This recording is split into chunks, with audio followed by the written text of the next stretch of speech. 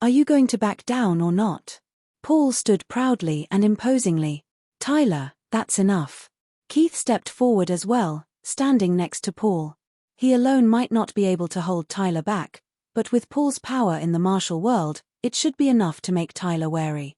He believed that Tyler would be smart enough to back down. Looks like Tyler is about to be forced to submit. Who can stand against two highly influential figures when they come together? I didn't know the Harmons held such influence. They were actually able to force Tyler into a tough spot. Taking in the sight of both parties at the height of their confrontation, the crowd couldn't help but murmur among themselves. Tyler was an undeniably outstanding individual with a formidable background. No one dared to confront him, even when he publicly stirred up trouble at the Harmons' birthday celebration. However, no matter how excellent or talented he was, he still had to show deference in the face of both Keith's and Paul's superiority. Seems like both of you have made up your minds to go against me. However, I'm afraid it won't be that easy to make me back down. Tyler's expression gradually grew colder. To be able to climb up to where he was now, he naturally had his connections. Wise individuals know how to adapt to their circumstances. Going against the tide is not a wise move, Keith commented casually. So we're resorting to displays of power now, huh? Fine, I'm curious to see who holds the highest authority here, Tyler said, taking out his phone and sending a message. After a moment, the sound of orderly marching outside could be heard outside the door. The sound grew louder as they approached nearer. The resonating sound struck fear in people's hearts. Following the noise, the Harmon family's butler rushed in, shouting anxiously, "Mr. Harmon, things are looking bad. An army is forcing their way in." An army? Hector frowned. Whose army is it? A clear voice resounded, "That would be me." A burly, middle-aged man in a general's uniform strode in confidently. Keith's expression shifted slightly at the sight of the man. Even Paul, who stood beside him, was surprised. It can't be. Even Regional Chief Roger Leinonen is here. This situation has gone out of hand. It really is Sir Leinonen. Oh my goodness, what's going on today? This is such an epic clash. Roger Leinonen was the regional chief of one of the provinces. As a second-ranked military official, he sat in the highest position in local law enforcement. Except for the viceroy who controlled the entire military and government, no one else could compare to him in the whole of southern province. He held true power. Even Keith had to show him deference. After all, one was the regional chief, while the other was the regional deputy chief. The word deputy made all the difference in terms of power and influence. This is spelling trouble. I can't believe Tyler was able to invite Sir Leinonen. What now? All our previous plans have gone to waste with his arrival. The Harmons were shocked and broke out in cold sweat upon Roger's arrival. Each and every one of them looked anxious. Tyler alone was already a formidable opponent. With Sir Leinonen backing him, they were unstoppable. Trouble was brewing for the Harmons. Sir Moran, General Lionheart is the pillar of our nation. Are you really going to confront him today? Roger targeted Keith upon his arrival, his sharp tone establishing his authority. Keith frowned without uttering a word. He never got along with Roger. Unfortunately, Roger held a higher position than he did.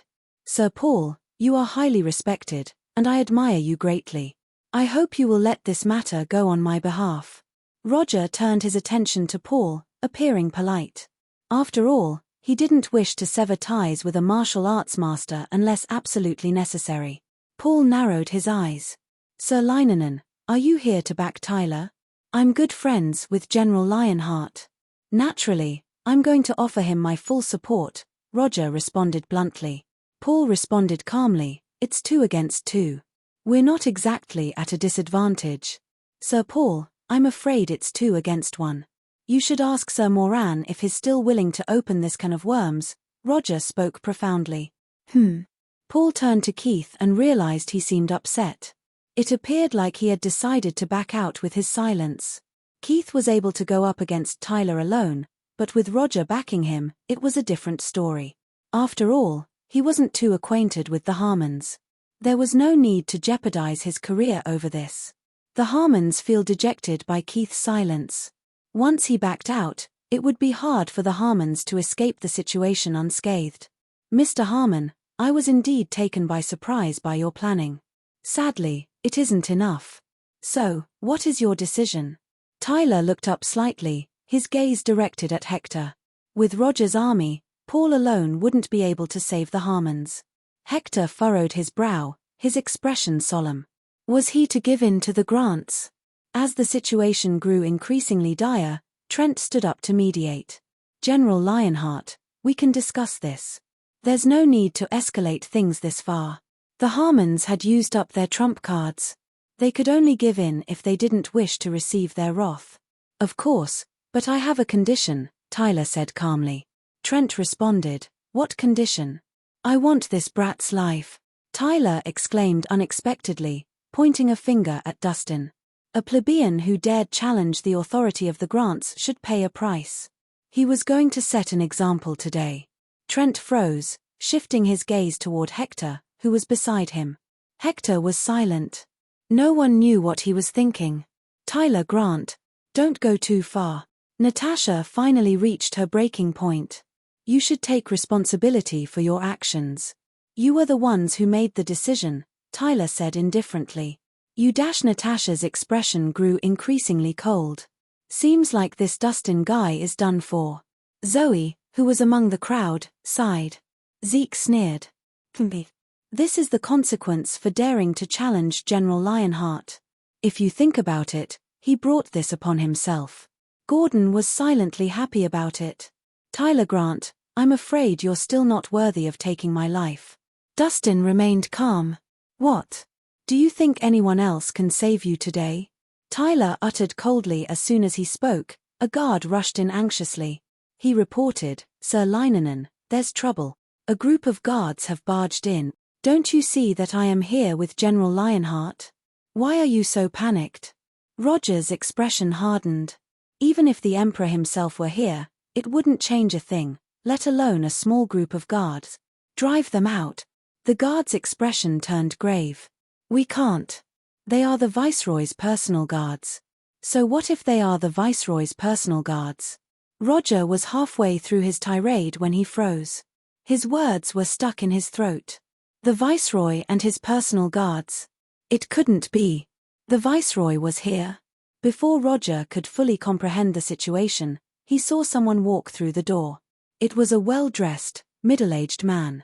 The man had a handsome face and a dignified posture. Even when he was calm, he carried an air of authority, and every move of his was imposing. Lord Zenos. Roger's expression turned for the worst immediately at the sight of the man.